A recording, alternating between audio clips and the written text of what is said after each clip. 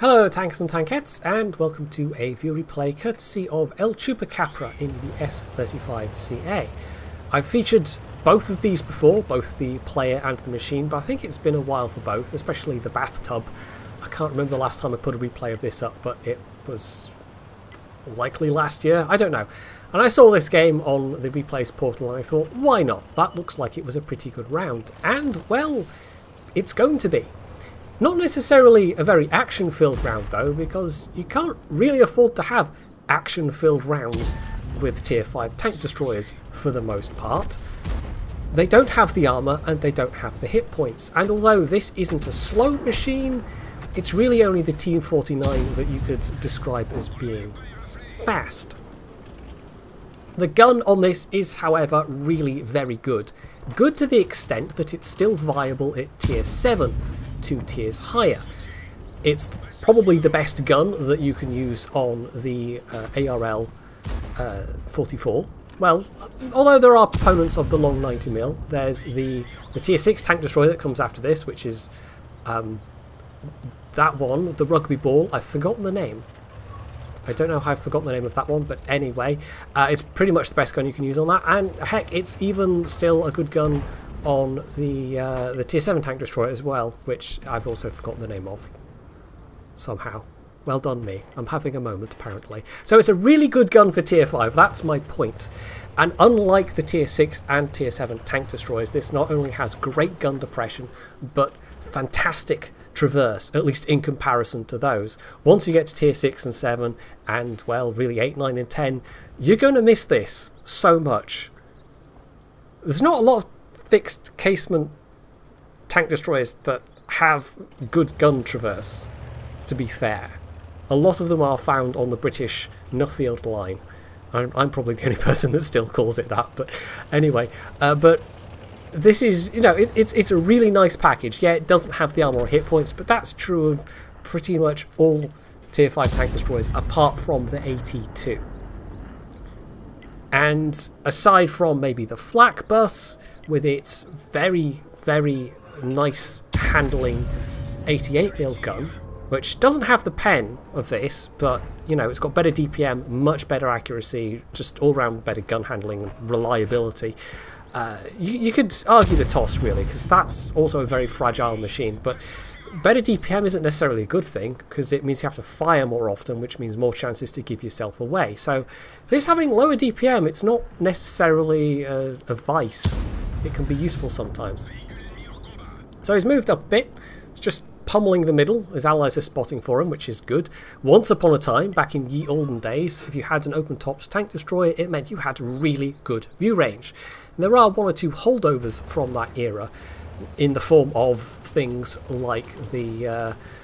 I'm doing so badly for names today. The tier 3 French tank destroyer. The little troll one that's extremely slow but has 400 meters view range. It used to be that was it, you know, that was your compensation for being incredibly fragile and open-topped and vulnerable to artillery.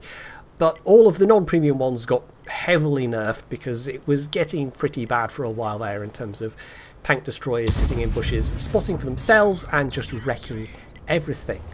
And almost making light tanks redundant in the process, not to mention making life unpleasant for everybody else. So it was a good thing, really, that it happened. But there are some other downsides of the open-topped vehicles. You can't put ventilation on them. Although I think theoretically they have the benefits of ventilation applied to their stats generally. I don't know, I remember reading that an awfully long time ago. Now I've said it out loud, I can't remember if it's actually true or not, but I think theoretically that's true. That if you took away that 5%, you know, that's what Wargaming has done. They've actually given it the benefit to whatever stats they initially settled on. But maybe that's just a thing Wargaming said once upon a time. I don't know. Maybe it was true once upon a time and it just isn't anymore. Who knows? So he's worked up a reasonable amount of damage so far. Bear in mind the matchmaking, you know, 1500 damage for the tiers, for the amount of hit points that are in play, is actually pretty good. And he's not done yet.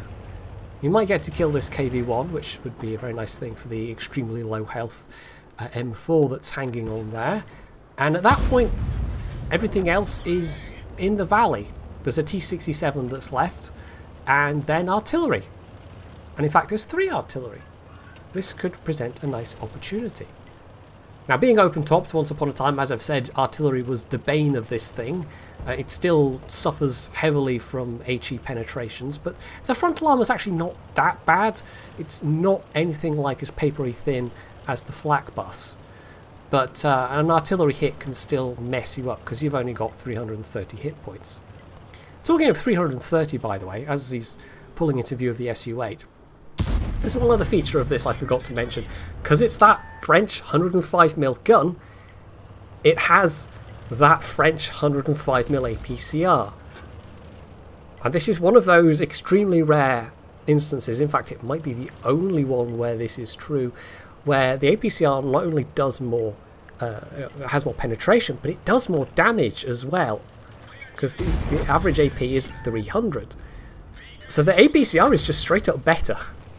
And I think, and this is another ancient memory, I think once upon a time Wargaming said that's something they were going to change, and then just never did.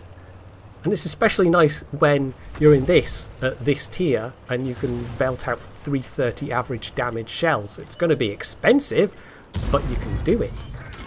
And heck, given that this is a tier 5 and that this gun is still viable at tier 7, you don't really even need to have any APCR for the extra penetration at all. It's more the extra damage that you're going to be carrying it for. Although the extra penetration, I'm sure, would be nice and give you more reliable pens on things like ISs and KB3s potentially. But as I say, the AP could do the job also just as well under, well, at least some circumstances. So, while I was busily waffling on about the gun, he killed all 3 artillery, and that's a Dimitri's medal, which is one of the reasons why I picked this. It's very decent damage. You know, there were other people on his team doing some damage. The looks actually did very well for themselves, getting into 2nd place.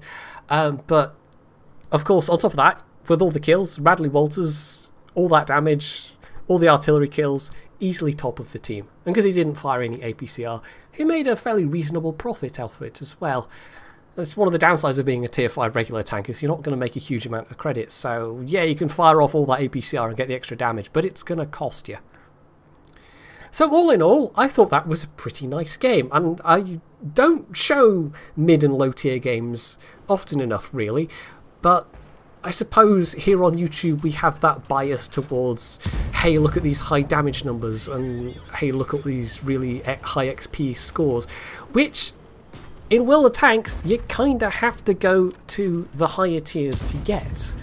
At least in terms of XP, things are a lot more even across the tiers in World of Warships. You can have a really great high XP game in the mid tiers that is the equal of anything you could do at the high tiers, but that's not necessarily true in World of Tanks. You have to have a really exceptional game in the mid tiers to, a lot of the time, approach what you could have off of a decent or even, you know, quite good game at the higher tiers. So it's nice to, I feel, show something that's not all about the massive high damage numbers and somebody just having a well played game. And yes, being tier 5 actually did help him there, because the lower view ranges across the board meant he could use that middle path more effectively, but that's still a really useful position to be able to utilise in a tank destroyer at any tier. It's just at higher tiers you have to be a bit more cautious about getting spotted because everybody's view ranges are better. Anyway, so all that said, I hope you enjoyed this replay, and if you did, you can do all of the usual things down underneath it. And of course, as always, stay tuned for more.